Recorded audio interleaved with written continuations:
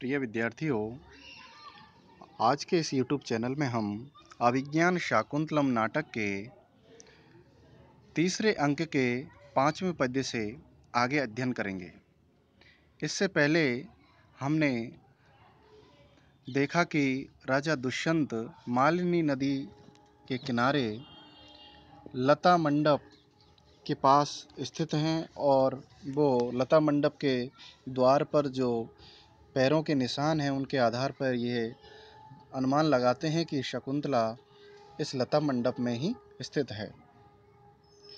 जब राजा दुष्यंत उस लता मंडप के पास जाकर के देखते हैं तो उन्हें शकुंतला और दोनों सखियां प्रियंवदा और अनुसुईया वहां दिखाई देती हैं। शकुंतला एक शिलापट्ट पर जिसके ऊपर फूल बिछे हुए हैं उसके ऊपर लेटी हुई है और उसके शरीर पर खसखस का लेप है और कमल नाल के दलों के द्वारा उसको हवा की जा रही है। ऐसी स्थिति में राजा दुष्यंत पेड़ों के झुरमुट में उस लता मंडप की ओट में छिप करके उन सखियों के आपसी वार्तालाप को सुनते हैं। जब राजा दुष्यंत उनको देखते हैं तो पाते हैं कि शकुंतला बहुत अधिक अस्वस्थ है। अब वो क्या देखते हैं इसी के संबंध में राजा दुष्यंत मन ही मन कहते हैं। इसी का वर्णन इस 6वें पद्य में है।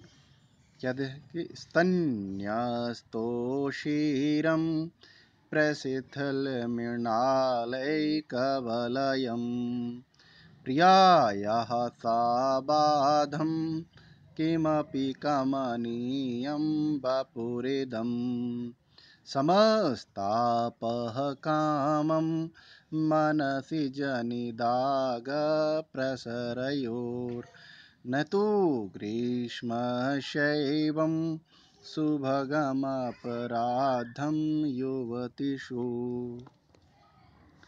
आइए देखते हैं कि प्रियायाः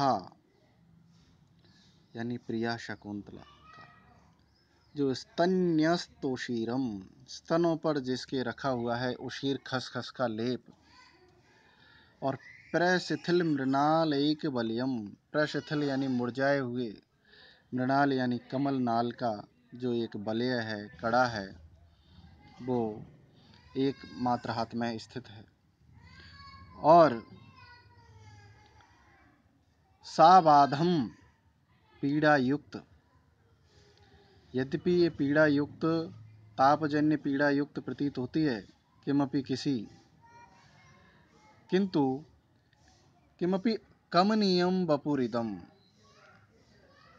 किंतु एक रोमांच सा इसके शरीर में है, एक अकथनीय सौंदर्य इसके शरीर में स्थित है। तो मनसिज निदाग प्रसरयो, मनसिज यानी कामदेव और निदाग यानी ग्रीष्म गर्मी की ऋतु, इन दोनों के ग्रीष्म ऋतु और कामदेव इन दोनों के प्रसार के कारण प्रसार का जो है वो ताप कामम समम, जो ताप है वो समह समान सा है, कामम यानी भले ही। गर्मी का मौसम भी व्यक्ति को पीड़ित करता है और काम भी पीड़ित करते हैं, दोनों की उष्णता है।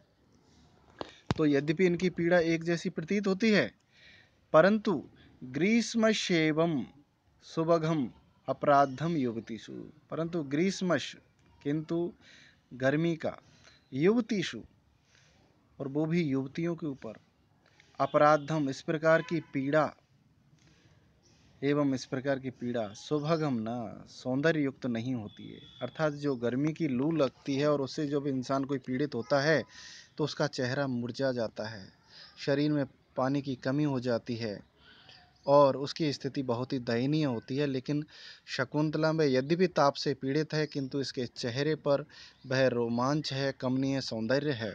इससे प्रतीत राजा अनुमान लगाता है कि शकुंतला ग्रीष्म जन्य गर्मी से उत्पन्न ताप से पीड़ित नहीं है, लू से पीड़ित नहीं है। ये ऐसा प्रतीत होता है जैसे काम भाव से पीड़ित है, इसके अंदर काम विकार उत्पन्न है। तो इस प्रकार राजा दुष्यंत शकुंतला के जो लक्षण हैं, उनके शरीर के जो प्रतीक हैं, उनसे पता लगाते हैं कि ये गर्मी का असर नहीं है। तो यहाँ पर जो शकुंतला के स्थान पर युवतीसु यानी सभी के लिए समेकित शब्द का प्रयोग किया है। युवतियों की प्रशंसा के बारे में बात की है, इसलिए यहाँ पर अप्रस्तुत प्रशंसा अलंकार है। साथ ही लू निदाग के प्रसार से काम के प्रभाव को विशेष बताने के कारण यह व्यतिरेक अलंकार भी बन जाता है।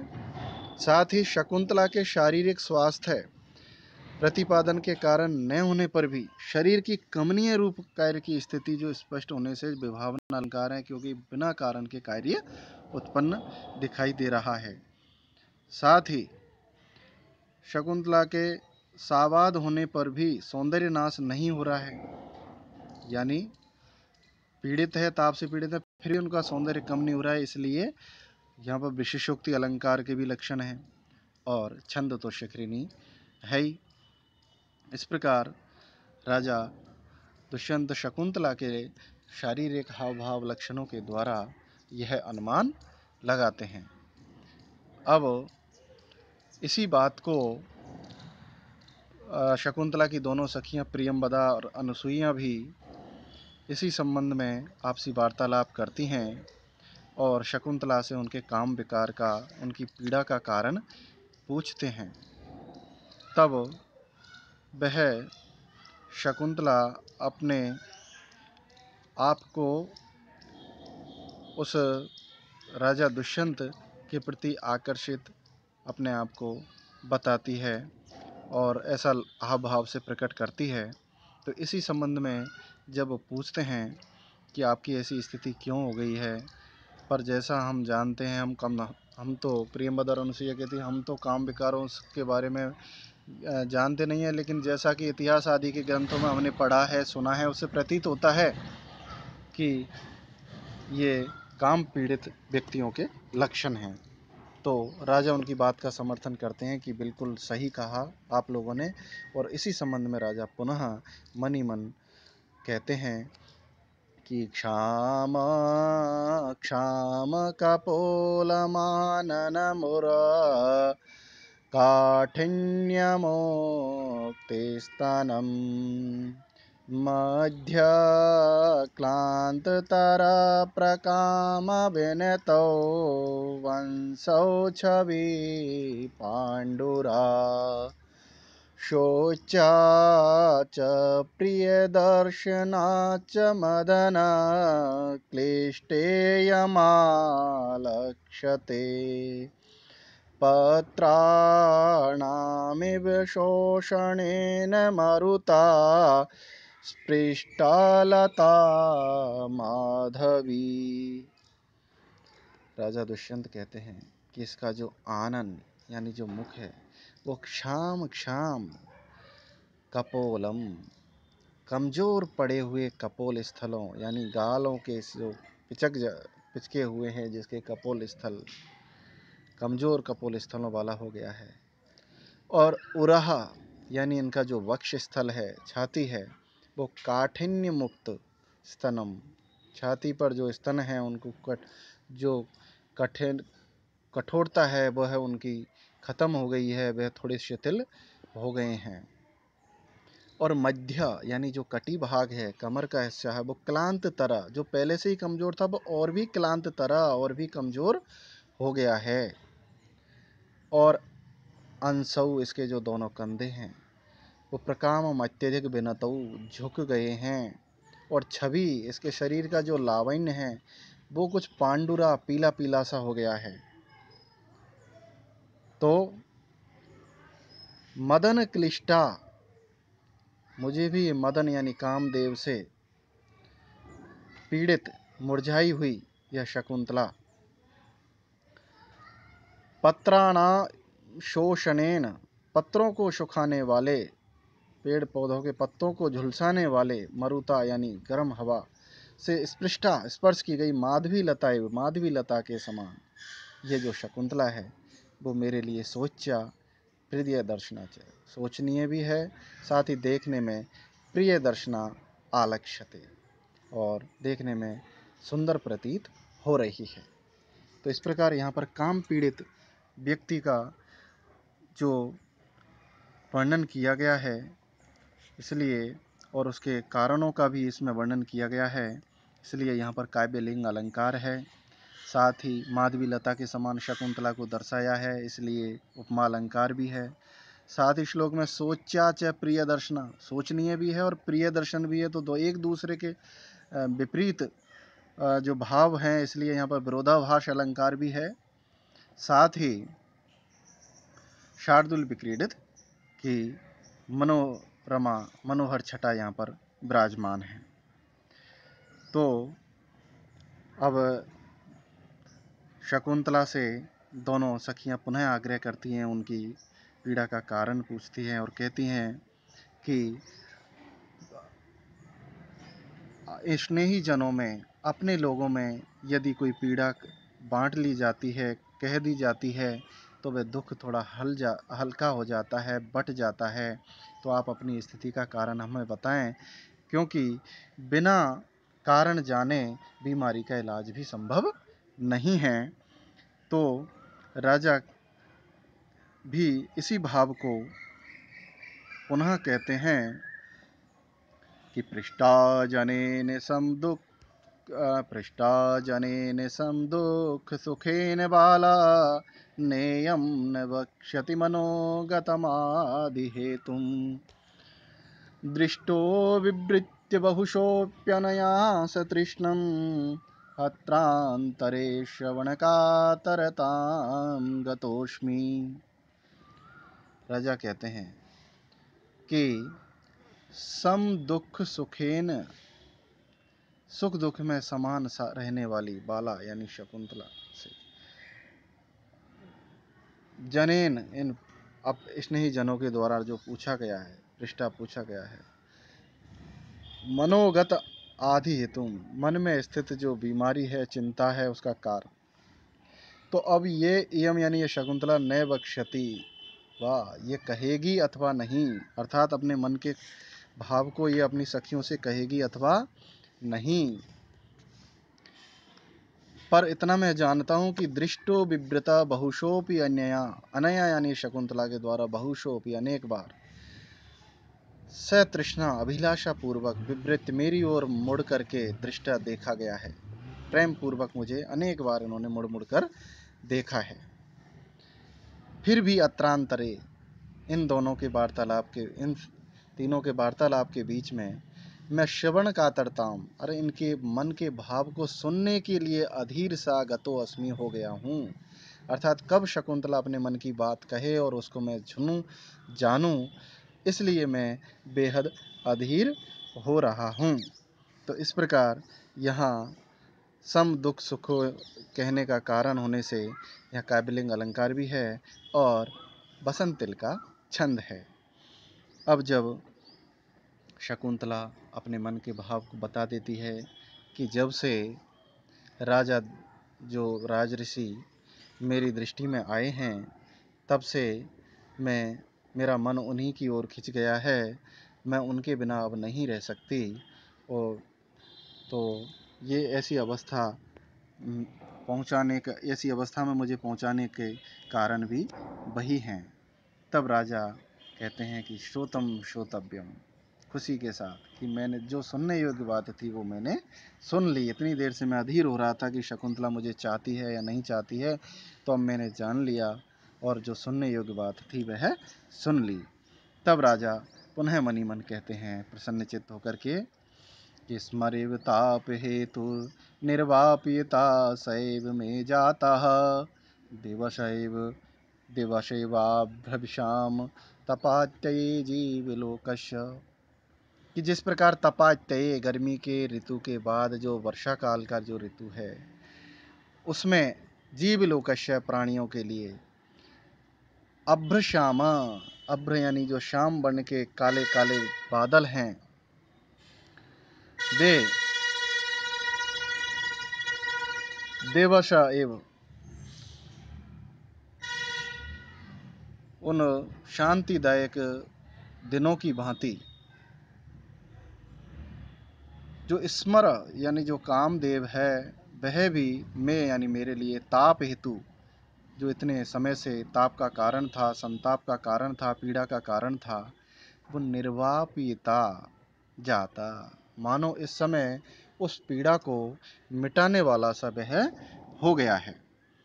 तो इस प्रकार राजा मनी मन कहते हैं कि शकुंतला की बात सुनकर के उसी भांति मुझे आज कामदेव जो इस लंबे समय से मुझे पीड़ित कर रहा था, काफ़ी दिनों से मुझे पीड़ित कर रहा था, आज मेरे लिए वही सुख का कारण है। किसकी भांति सुख का कारण है? जिस प्रकार गर्मी के आतप से पीड़ित व्यक्ति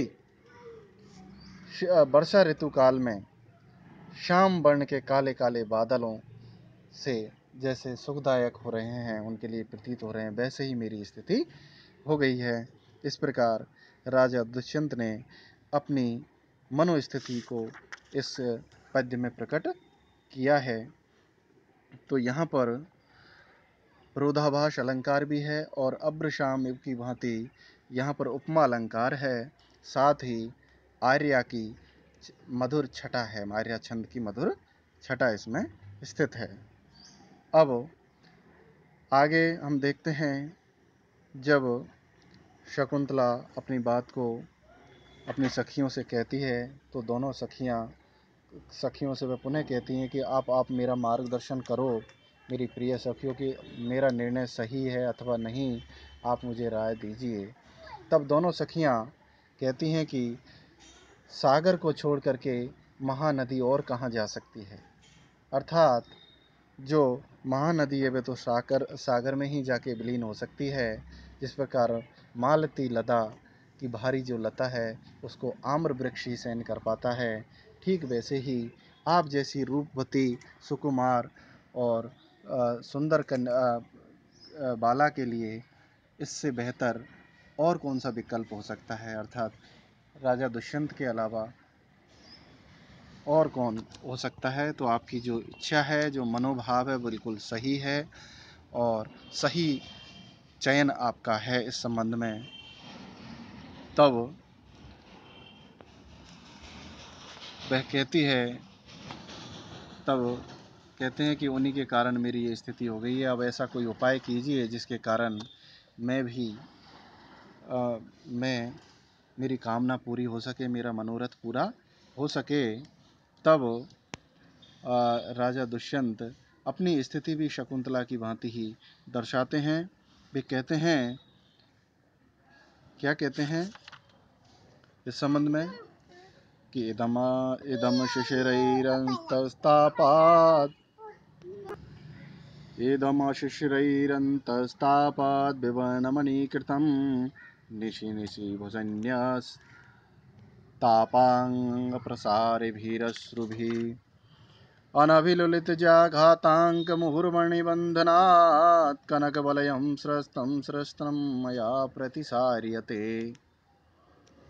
राजा कहता है कि निशि निशि रात भर जागने के कारण और भुजन्यस्तापात भुजा पर अपना अपांग भाग यानी नेत्र प्रांत से प्रसार भी गिरे हुए, अंतस्तापात अंतः जो काम का जो ताप है उससे अशिश्रयी गरम अश्रुभि आंसुओं से, विवर्णमणि कृतम जिसका मलिन कर दिया है मणि को, ऐसे